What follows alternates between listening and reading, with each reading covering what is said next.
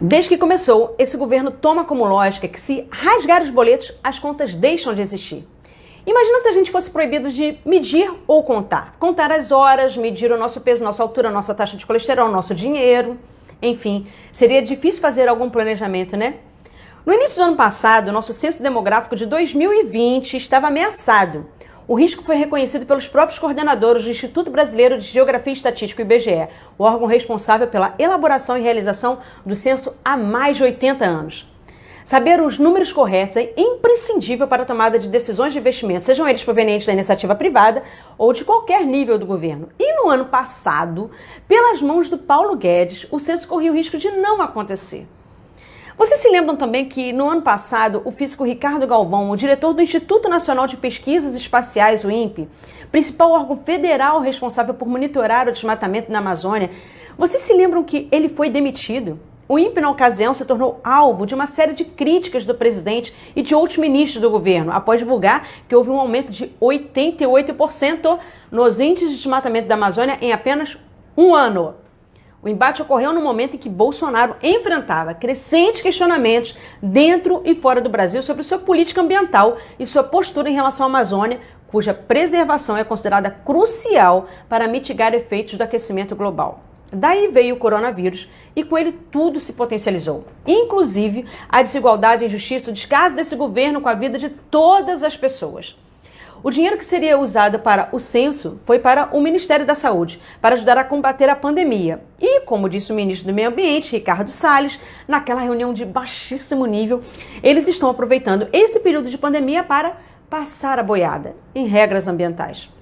E agora, na tentativa de afrouxar o isolamento social em território nacional, o presidente, de forma criminosa, começa a manipular os dados sobre o número de infectados e mortos em nosso país, além de continuar chantageando governadores e prefeitos.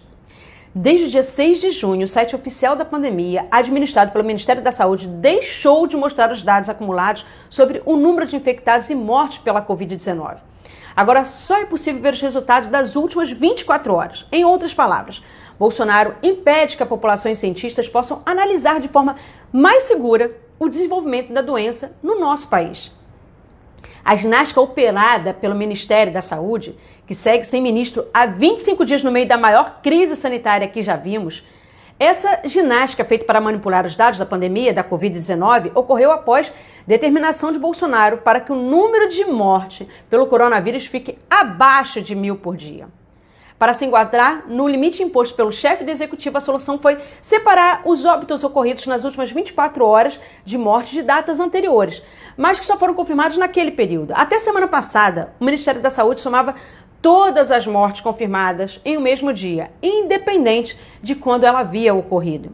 Outro ponto importante é que o boletim diário de divulgação também ficou sujeito ao mesmo protocolo de mentiras desse presidente. O documento que trazia a atualização das últimas 24 horas e os números consolidados foi divulgado nos últimos dias com menos informações, em um horário diferenciado, mais tarde que o de costume. Isso tudo para que os telejornais do horário nobre das mais diversas emissoras não tivessem como noticiar o caos que ainda permanece no Brasil. A estratégia de Bolsonaro é uma tentativa de demonstrar que não há uma escalada da doença fora de controle e, ao mesmo tempo, apontar que há um exagero da imprensa. E nem vamos falar que já estávamos com subnotificação dos casos, ok? Gente, não tá fácil ser brasileiro e as contas continuam chegando, mesmo que Bolsonaro se recuse a receber os boletos. Para não enfrentar a realidade dos fatos, Bolsonaro se recusa a contar, olhar e divulgar os números que são essenciais para que tomemos medidas preventivas. E por conta disso, parlamentares e partidos da oposição têm se movimentado para garantir transparência na divulgação dos números. O Partido dos Trabalhadores peticionou ontem, segunda-feira, na Procuradoria-Geral da República contra Bolsonaro.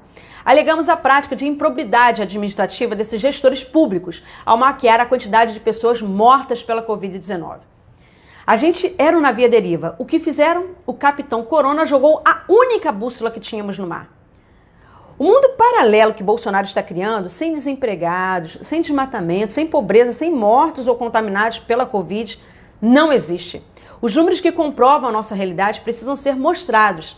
Não podemos abrir mão de resgatar ao menos essa bússola e evitar que mais mortes aconteçam por conta dessa pessoa ruim, maldosa, nojenta, perversa, desumana, maléfica, impiedosa e criminosa que é Bolsonaro.